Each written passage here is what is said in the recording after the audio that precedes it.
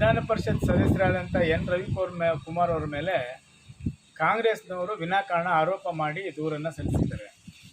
ಆ ಧರಣಿ ಮಾಡ್ತಕ್ಕಂಥ ಉದ್ದೇಶ ಏನಿತ್ತು ಅಂತ ಹೇಳಿದ್ರೆ, ಕಳೆದ 70 ವರ್ಷಗಳಿಂದ ವಾಸ ಮಾಡ್ತಕ್ಕಂಥ ದಲಿತರನ್ನು ಒಕ್ಕಲೆಬ್ಬಿಸುವಂಥ ಈ ಸರ್ಕಾರದ ನಿಲುವೇನಿತ್ತು ಅದನ್ನು ಖಂಡಿಸಿ ನಾವು ಮಹಾತ್ಮ ಗಾಂಧೀಜಿ ಪ್ರತಿಮೆ ಮುಂದೆ ನಾವು ಧರಣಿಯನ್ನು ಮಾಡ್ತಾಯಿದ್ವಿ. ಅದರಲ್ಲೂ ನಾವು ಇದ್ವಿ, ಚಲವಾದಿ ನಾರಾಯಣಸ್ವಾಮಿಯವರು, ಲೋಕಸಭಾ ಮಾಜಿ ಸದಸ್ಯರಾದಂಥ ಮುನ್ಸ್ವಾಮಿಯವರು, ನಮ್ಮ ತಾಯಿಯವರು, ನಾನು ಆಮೇಲೆ ಸಕಲೇಶ್ವರ ಶಾಸಕರಾದಂಥ ಮಂಜು ಅವರು, ಬಾಲಕೃಷ್ಣ ಅವರು ಎಲ್ಲರೂ ಇದ್ವಿ. ಈ ರೀತಿ ಅವರು ಆರೋಪ ಮಾಡಿದ್ದು ನಮ್ಮ ಕಿವಿಗೇನು ಬಿದ್ದಿಲ್ಲ. ಬಟ್ ಕಾಂಗ್ರೆಸ್ನವರು ಅದನ್ನು ತಿರುಚಿ ಈ ರೀತಿ ಮುಖ್ಯ ಕಾರ್ಯದರ್ಶಿಗಳ ಬಗ್ಗೆ ಅವಹೇಳನಕಾರಿ ಹೇಳಿಕೆಯನ್ನು ಕೊಟ್ಟಿದ್ದಾರೆ ಅಂತೇಳಿ ದೂರು ಕೊಟ್ಟಿದ್ದಾರೆ. ಇದು ಸತ್ಯಕ್ಕೆ ದೂರವಾದ ಮಾತು. ಅವ್ರಿಗೆ ದೂರು ಕೊಡಬೇಕು ಅಂತೇಳಿ ಹೊರಟಿದ್ದಾರಲ್ಲ, ನಾವು ದೂರು ಕೊಡೋದಕ್ಕೆ ಎಷ್ಟಿದೆ ಗೊತ್ತಾ? ಸಿದ್ದರಾಮಯ್ಯನವರು ಬೆಳಗಾವಿನಲ್ಲಿ ಮೊನ್ನೆ ಸಭೆ ನಡೀತಿರ್ತಕ್ಕಂಥ ಸಂದರ್ಭದಲ್ಲಿ ASP assistant superintendent of police Narayana ಬನಮುರಿಯವರು ಏನು ಹೆಸರು, ಕಾರಣ ವೇದಿಕೆ ಮೇಲೇ ಮುಖ್ಯಮಂತ್ರಿ ಕಪಾಳ ಕೊಡೋಕೆ ಹೋದ್ರಲ್ಲ, ಅವಾಗ ನಾವು ದೂರು ಕೊಡ್ಬೋದಾಯ್ತಲ್ಲ.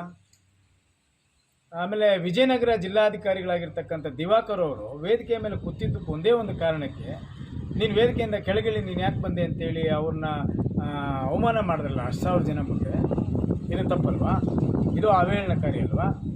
ಈಗ ನಾವು ದೂರು ಕೊಡ್ಬೋದಾಗಿತ್ತಲ್ಲ. ಇಂಥ ಒಂದೇ ಎರಡು ಅವ್ರದ್ದು ಆ ಸರ್ಕಾರದಲ್ಲಿ ನಡ್ಕೊಂಡಿರ್ತಕ್ಕಂಥ ರೀತಿ ಇದೆಯಲ್ಲ, ಅದು ನೋಡಿದ್ರೆ ನಾವು ದೂರು ಕೊಡಬೇಕು, ದೂರು ಕೊಡಬೇಕು, ಅಷ್ಟೊಂದಿದೆ. ಅಂದರೆ ರವಿಕುಮಾರ್ ಅವರು ಏನು ಹೇಳಿದ್ದಾರೆ? ಹೋದ ಕಡೆ ಮುಖ್ಯಮಂತ್ರಿಗಳು ಸಿಗದೇ ಇರೋ ಕಾರಣ ಮುಖ್ಯಮಂತ್ರಿಗಳು ಇಲ್ಲದೇ ಇರ್ತಕ್ಕಂಥ ಸಂದರ್ಭದಲ್ಲಿ ಜವಾಬ್ದಾರಿ ಯಾರು? ಮುಖ್ಯ ಕಾರ್ಯದರ್ಶಿಗಳಿದೆ. ಏನಾದರೂ ಮಾತಾಡೋಕ್ಕೆ ಹೋದಾಗ, ದೂರನ್ನು ಕೊಡೋಕೆ ಹೋದಂಥ ಸಂದರ್ಭದಲ್ಲಿ ಅವರು ಕೈಗೆ ಸಿಗಲ್ಲ ಅನ್ನುವಂಥ ನೋವಿನಿಂದ ಜನರ ಪರವಾಗಿ ಏನಾದರೂ ಸಮಸ್ಯೆ ಮಾತಾಡಬೇಕು ಅಂತ ಹೇಳಿದ್ರೆ ಅವ್ರು ಸಿಗೋದೇ ಇಲ್ಲ ಅಂದಾಗ ಅವ್ರೇನು ಹೇಳಿದ್ದಾರೆ?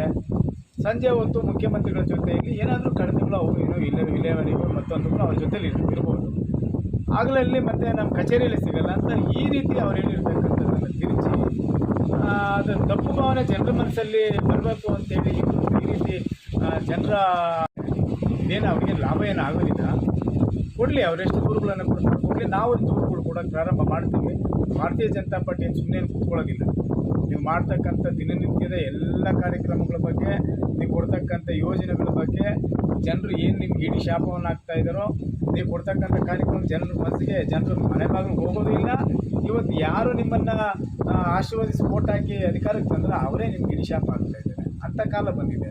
ಇವತ್ತು ನೀವು ನಮ್ಮ ವಿಧಾನ ಪರಿಷತ್ ಸದಸ್ಯರು ಅವಹೇಳನಕಾರಿ ಮಾತನಾಡಿದ್ದಾರೆ ಅಂತೇಳಿ ನೀವು ದೂರು ಕೊಟ್ಟರೆ ನಾವು ಕೊಡ್ತೀವಿ. ದಲಿತರಿಗೆ ನೀವು 70 ವರ್ಷಗಳಿಂದ ಅವರು ಕೃಷಿ ಭೂಮಿ ಮಾಡ್ಕೊಂಡು ಬಂದ್ರಲ್ಲ, ಕೃಷಿಯನ್ನು ಆಧರಿಸಿ ಅವ್ರ ಬದುಕು ಇವತ್ತು ಬೀದಿ ಪಾಲಾಗಿದೆ. ಅದಕ್ಕೆ ಕೊಡಿ ದೂರು.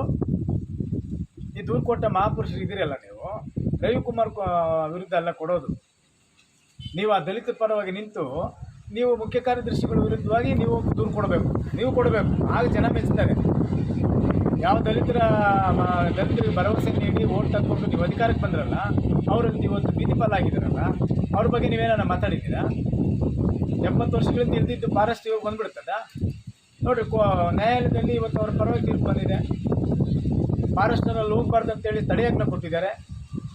ಮತ್ತು 7ನೇ ತಾರೀಕು ಅಲ್ಲೊಬ್ಬರು ಕಮಿಷನರ್ನ ನೇಮಕ ಮಾಡಿ ಸತ್ಯಾಸತ್ಯತೆಗಳನ್ನು ನೀವು ಪರಿಶೀಲನೆ ಮಾಡಬೇಕಂತೇಳಿ ಕೋರ್ಟ್ ಆದೇಶ ಮಾಡಿದೆ.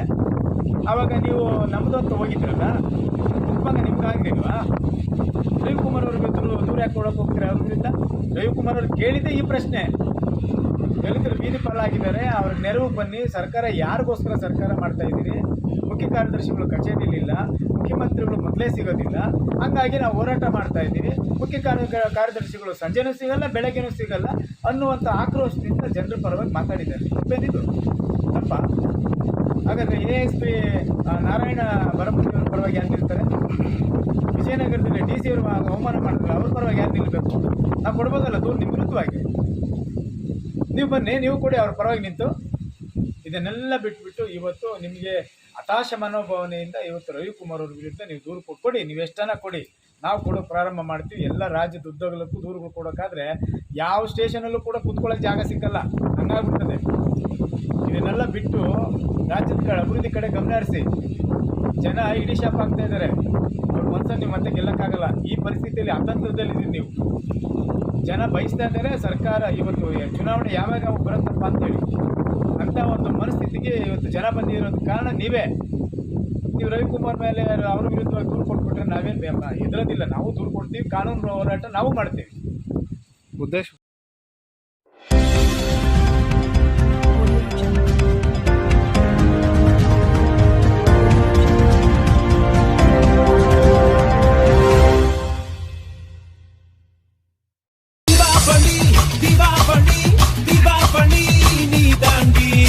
ஆரம்பிக்கலாங்களா?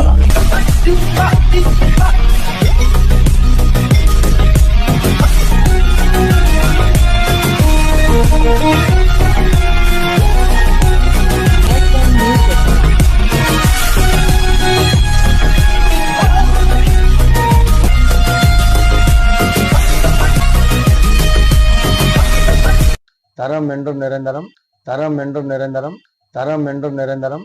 வாங்க.